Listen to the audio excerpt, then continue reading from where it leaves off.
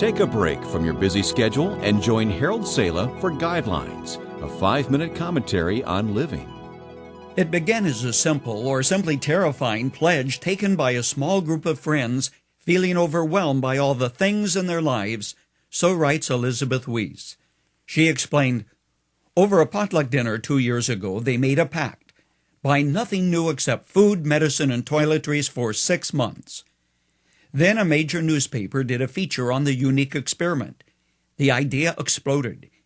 In a matter of a few weeks, more than 700 people from countries as diverse as Japan, the Philippines, and Brazil have put their names on an internet list to do the same thing.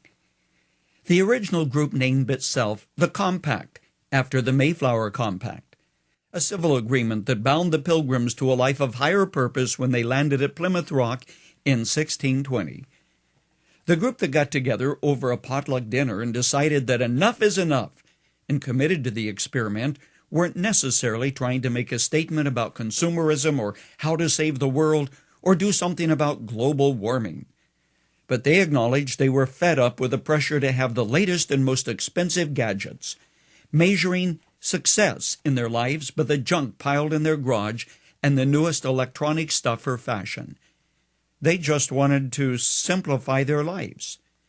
A French teacher, one of the original Compact signers, said, "It saved us time because there was less time spent shopping. We still buy groceries and go to the drugstore, but we don't go to Target on a Saturday, which was a ritual before, just to see what the sales were."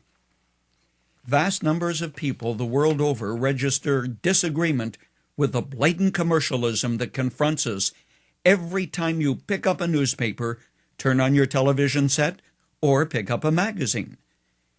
Simplifying their lives meant different things to those who took the pledge, but they were all striving to accomplish the same thing.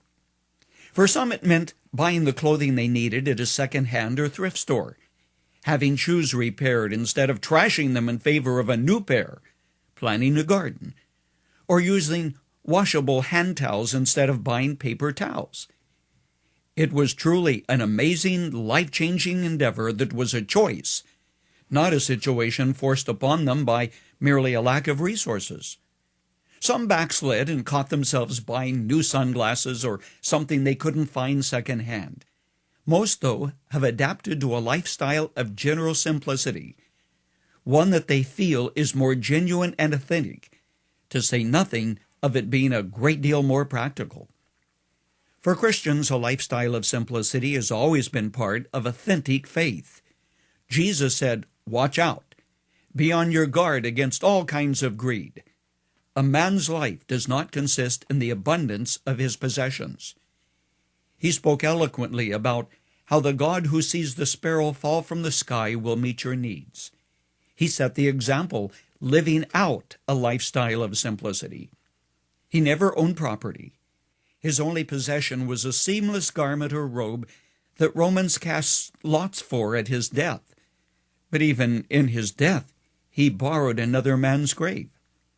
The philosophy and lifestyle was part and parcel of the mindset of the early church. They lived out the belief that more is not better.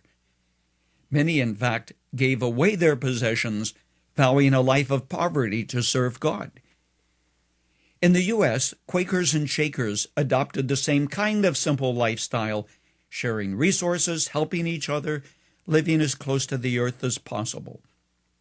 The path less traveled by includes learning to say no to commercialism, avoiding them all, making do with what you have, and sharing with others.